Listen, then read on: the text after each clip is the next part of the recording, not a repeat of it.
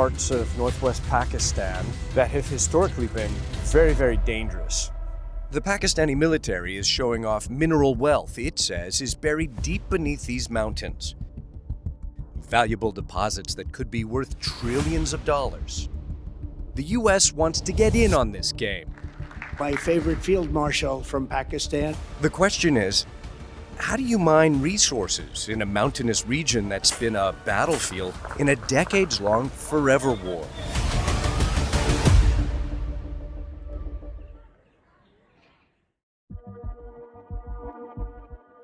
This is part of why it's been...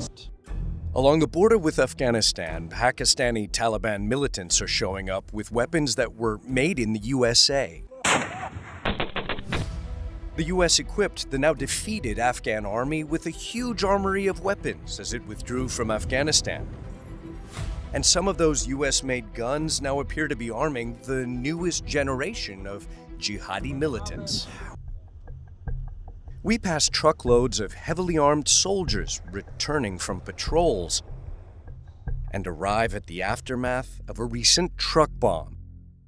The size of this explosion, you can tell, was massive. It ripped out the fortifications, the walls here at the front, at the gate of this school, this cadet college, and killed in this location at least 3 Pakistani army soldiers.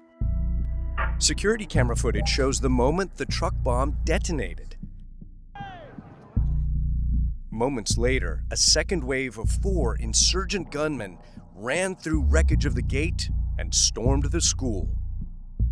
These steps are still splattered with the blood of a school cook and a waiter who were both killed, gunned down in the initial assault. There were more than 500 students aged 12 to 18 on campus. Over the next 24 hours, Pakistani soldiers successfully evacuated all of them. They were attempting to run away after a failed attempt to take hostages. They were killed by the forces right there, in front of this building. Colonel Mohammed Tahir of the Pakistani Special Forces says the attackers were all citizens of Afghanistan. Look closely here. What does it say, Colonel? Yeah, it says property of U.S. government. Yeah. M16. As is this M16, yeah. And then this M16 as well.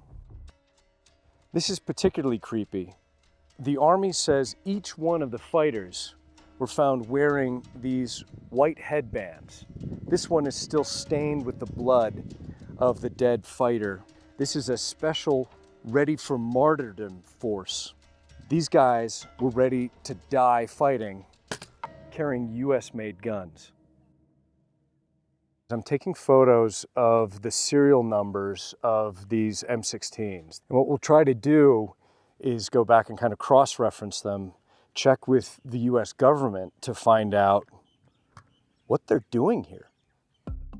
The U.S. military confirmed to CNN that 3 out of the 4 rifles were supplied to Afghan security forces in and around Kabul years before the withdrawal.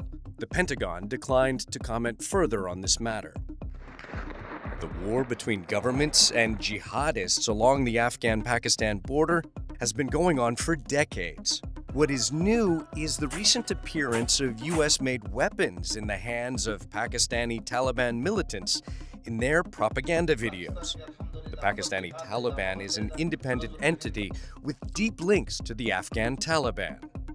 I've counted more than 100 M16s, all with the marking property of US government. And the Pakistani military says that these were all captured from the hands of killed Taliban fighters. What happens to the weapons that were supplied to the Afghan government? Well, the Taliban get it all, or a majority of it. To get a sense of the scale of what the Taliban captured, I reach out to John Sopko in Washington, D.C. He spent 12 years as Special Inspector General for the U.S.'s $148 billion Afghanistan reconstruction program. It provided billions worth of weapons to the Afghan security forces. 300,000 some small arms weapons ended up with the Taliban. And I could go down the list. I mean, grenade launchers, communication stuff, rocket launchers, mortars, cannons, heavy machine guns, surveillance equipment, nearly all of the night vision equipment that we provided to the Afghans, the Taliban got. Can militants here in Pakistan get access to any of these weapons? I think these weapons, once they get into this market and they get into the hands of the terrorists, it is not only Pakistan, they can pop up anywhere in this world. Because all these terrorist organizations, the non-state actors, they are very well connected with each other. In a video statement released to CNN, a spokesman for the Pakistani Taliban denied accusations that the Afghan government was arming the fighters. Meanwhile, the Afghan government tells CNN that weapons left behind after the withdrawal of foreign forces are under the complete strict control and protection of the Islamic Emirate of Afghanistan, and no one has been allowed to use these weapons for any kind of illegal use. It's here at Peshawar's Civil Military Hospital where you get a glimpse at the human cost of this conflict. Colonel Bilal Saeed is an army surgeon here. You're meeting Abdullah, sir. Hi, Mr. Abdullah, how are you? Abdullah, कैसे हो? Sir, पूछ रहे हैं आप कैसे हो? Military statistics show a surge in casualties since 2021. That's the year the Taliban took over Afghanistan. Amid the survivors of this violence, Alahaddin, this 30-year-old father of three, serves in the Frontier Corps, a provincial paramilitary force. But an insurgent surprise attack on November 9th that took both his legs was his very first time in combat. First time, sir. Yeah. When you were hit, did you know it was a very serious injury? मैं होश में था और पूरा होश और जोश आवाज़ के साथ था और अपने दुश्मन को मैंने काफ़ी नुकसान भी कोशिश किया था लेकिन मेरी बस की बात में उस टाइम नहीं था बहुत दूर थे अगर मैं ज़िंदा हूँ और आखिरी सांस तक को इनको बच्चों को भी मैं याद रखूँगा उनको नहीं छोड़ूंगा. Have the wounds changed over the years? Sir, one can appreciate a changing pattern of wounds. Now we are receiving patients with long ranges, gunshot wounds, sniper hits. Now we have casualties coming in after the sunset hours because of weapons, night vision devices.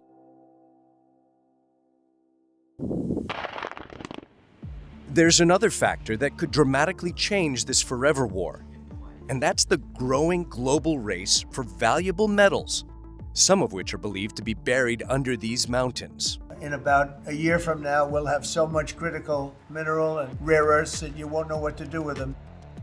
The Trump administration is actively looking for new places to find these resources as it seeks to break China's virtual monopoly on some of these materials. In December, the U.S. Embassy in Islamabad announced a $1.25 billion investment in a Pakistani copper mine. We look forward to seeing further agreements between U.S. companies and their Pakistani counterparts in the critical minerals and mining sector. The Pakistani government estimates it's sitting on trillions of dollars worth of critical minerals, including lithium, cobalt, gold, and copper. Elements that are vital for the artificial intelligence boom, energy transmission, and the defense industry. The Mohammed Khail copper mine is located in the turbulent North Waziristan region. It's just 10 kilometers, around 6 miles from the Afghan border. This is part of what's so crazy about the situation right now. You've got valuable deposits of metals like copper that are being mined right now, but they're being extracted in areas where Islamist insurgents had been active for decades. The Pakistani government has placed great hopes that a global rush for copper and other critical minerals could transform the economy, but there's a possible spoiler: the recent eruption of hostilities between the Pakistani government and the Taliban government in Afghanistan. Did Pakistan bomb Kabul? Yeah, we did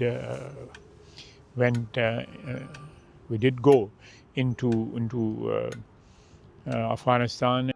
That's a startling admission from Pakistan's defense minister.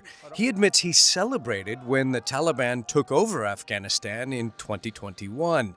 But now he accuses the Afghan government of arming the insurgency in Pakistan. They are like Siamese twins, you know.